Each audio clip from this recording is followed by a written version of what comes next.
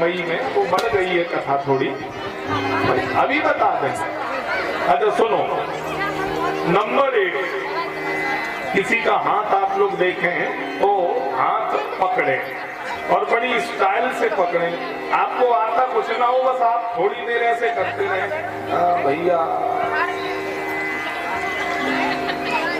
तुम चिंता बहुत करते हो। अरे महाराज आपको कैसे पता? 4 साल से महाराज इतने तबाह हैं, हम बता नहीं सकते। बहुत दुखी है महाराज। हम थे वो, हम गृहस्थी 4 साल खींच लाए। हमारी जगह और कोई होता तो पता लग जाता। हम थे महाराज, हम दुखी हो गए महाराज। नंबर 2, तुम पैसा कमाते तो बहुत हो, पर पैसा तुम्हारे घर में यार रुक नहीं रहा। भैया 1 रुपए कमाते 1.5 टूट जाता। ये गंगा रानी 600 तो 200 पैसा के लिए तबाह हो गई महाराज। नंबर 3, तुम बचपन में एक बार मरते बचे। चाची सही कह रहे, लला एक बार मरद से बच गए थे। आज ध्यान देना, पहला मैंने क्या बताया था?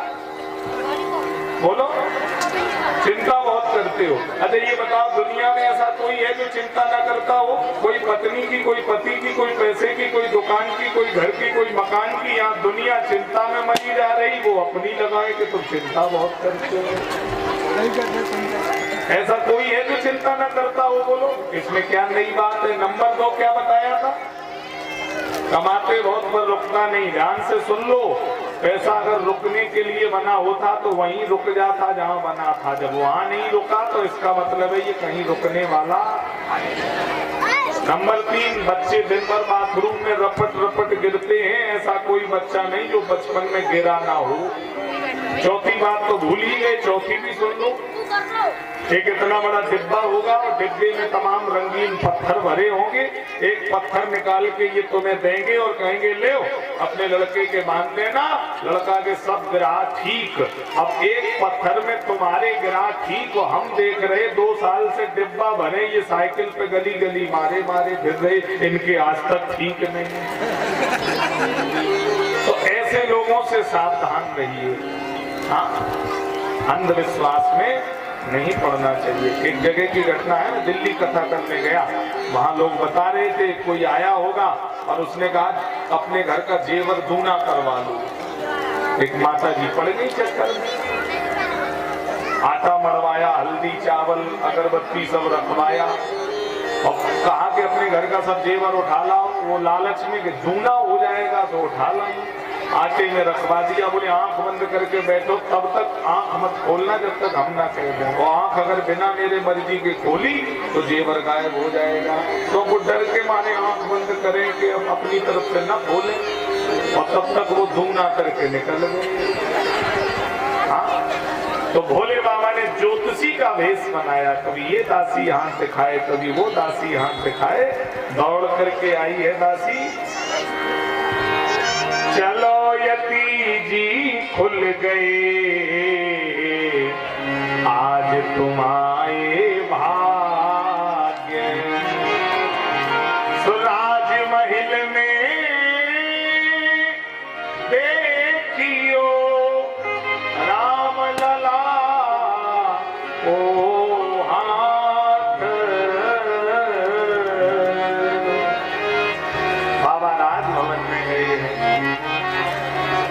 कौशल्या मैया हाथ दिखाए, कभी कैकेयी मैया हाथ दिखाए। राम जी पलना में लेटे भोले बाबा ने कहा प्रभु कल से परेशान है, आप हमें दर्शन नहीं दे सकते हो।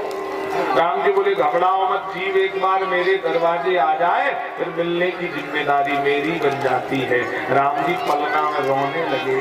भोले बाबा बोले कौशल्या तुम्हारे घर में एक छोटो लाला है, वो पलना में रोए रहे हो, तुम्हें कैसे मालूम? अरे हमें तो ये भी मालूम उसके कंठ पे राहु ग्रह का प्रकोप है। मैया बोली बाबा तीनों लोगों की जानते, लाला ले आओ, नजर झड़वाने ले आओ। दासी गई तो पलना में राम जी रो रहे। भोले बाबा राम जी को देखे, राम जी भोले बाबा को अपलक होकर पलक नहीं झपक रही।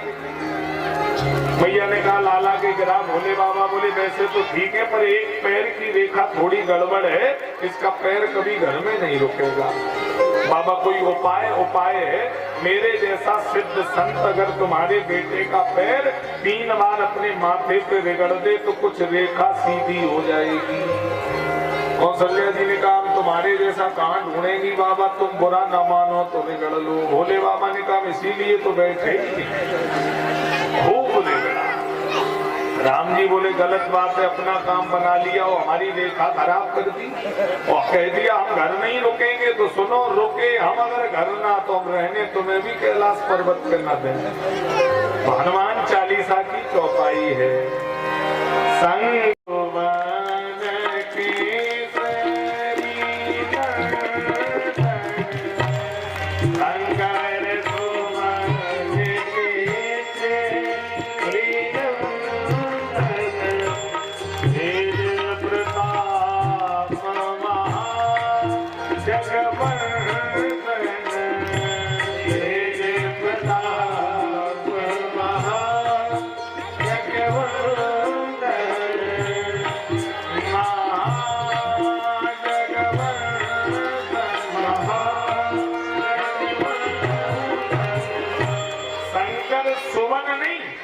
शंकर स्वयं केसरी नंदन, तेज प्रताप महाजगवंदन। शंकर जी ही हनुमान जी बनकर के मन में राम जी के साथ गए हैं। अब राम जी थोड़े बड़े हुए तो विद्याध्ययन करने गए और विद्याध्ययन करके आए हैं। गुरु गृह गयऊ तुरत महिपाला की परंपरा के अनुसार गुरु गृह गयऊ पढ़न रघुराही, अल्पकाल विद्या सब आई। आ गई सारी विद्याएं। अब यहाँ रावण ने हमारे देश में 2 चौकियां स्थापित कर दी। एक कनखल हरिद्वार में सुबाहु मारीच और एक बक्सर बिहार में ताड़का। तुझ भोजन मत होम सराधा, सब में जाय करो तुम बाधा। माने मात पिता नहीं देवा, साधुन सन करवा वही सेवा। तब विश्वामित्र जी आगे निकल करके आए हैं। गाधी कनय मन चिंता व्यापी, हरि बिनु मरहि न निश्चर पापी। विश्वामित्र राम लक्ष्मण को लेकर के आगे बढ़े तो ताड़का आई है। सुन ताड़का क्रोध कर धाई, एक ही मानर प्राण हर लीना। सुबाहु मारीच मांस मदरा ले लेकर के आए हैं। बिन फल बाण राम जही मारा, सत योजन गा सागर पारा। 100 योजन समुद्र के पार मारीच को पहुंचा दिया। अभी मारा नहीं है, ये एक जगह सोने का हिरन बनकर अभी आएगा। तो इसको जीवित भगवान ने छोड़ दिया है। इसके बाद महाराज एक नई लीला हुई। मिथिला में अकाल पड़ गया और अकाल कैसे दूर हुआ। सुनैना और जनक ने हल चलाया। हल एक घड़े से टकराया, घड़े से सीता प्रकट हो गई। पर मेरे ये बात समझ में नहीं आती है, आज अकाल कहाँ पड़ा है। आज की बात मैं कर रहा हूँ। आज अकाल मिथिला में नहीं पड़ा। सुमति भूमि थल हृदय अगाधु। आज हृदय की भूमि में सूखा पड़ गई है। भाई भाई को नहीं चाहता, पड़ोसी पड़ोसी को नहीं चाहता, परिवार परिवार को नहीं चाहता। तो ये हृदय की सूखा जाएगी कैसे। सद्बुद्धि रूपी विदेहरा जनक, सूक्ष्म दृष्टि रूपी सुनैना मिलकर के जब विचार का हल चलाएंगे तो कहते नहीं फला बात पे विचार कर लेना। तो जब गंभीरता से विचार का हल किया जाता है तो वो विचार का हल घट में टकराता है। घट माने घड़ा भी होता है, घट माने हृदय भी होता है।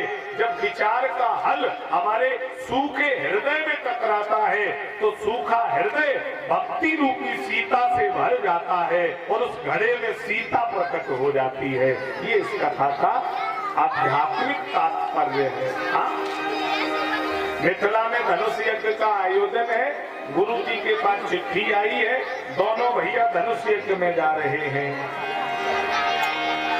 धनुष जगे सोने रघुकुल नाथा,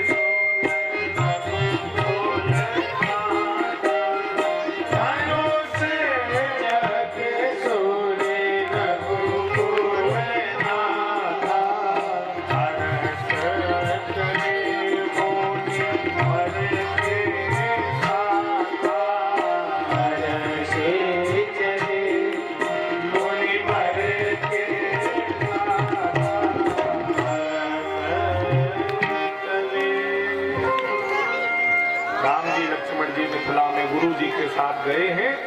अब देखिए रात्रि विश्राम सवेरा हुआ तो राम जी का मन है मिथिला घूम आए, लेकिन गुरु जी कथावाचक हैं, क्रोधी स्वभाव के हैं, तो गुरु जी से क्या कह रहे? गुरु जी हम नहीं, वो लक्ष्मण हमसे कह रहे हैं लखन हृदय लाल सा विसेखी जाहि जनकपुर आइए देखी। गुरु जी लक्ष्मण कह रहे थे कि मिथिला घूमे आते, तो गुरु जी बोले तुम्हारा क्या मन है? बोले जाऊं तुम्हारे आय सुमय पावो तो नगर दिखाए तुरंत ले आओ। आप कह दो तो मिथिला घुमा करके मैं ले आऊंगा। गुरु जी ने कहा चलो लड़का है, मन है देखने का, चले जाओ जाओ। जाहु देखिया बहु नगर सुख निधान दो भाई करहु सुफल सबके नयन ये सुंदर मदन लक्ष्मीबाई गांव की युवा टीम व्यासपीठ का स्वागत कर रही है। एक बार जोरदार तालियों से उनके लिए अभिनंदन कर दें। ये राम कथा की पूरी मंडली है जिन्होंने आपके गांव में बड़ी दिव्य राम कथा की कथा युवा इन भाइयों ने कराई थी, तो सीताराम सेवा मंडल भी हम कह सकते हैं, और इनके लिए जोरदार तालियों से स्वागत करते हैं।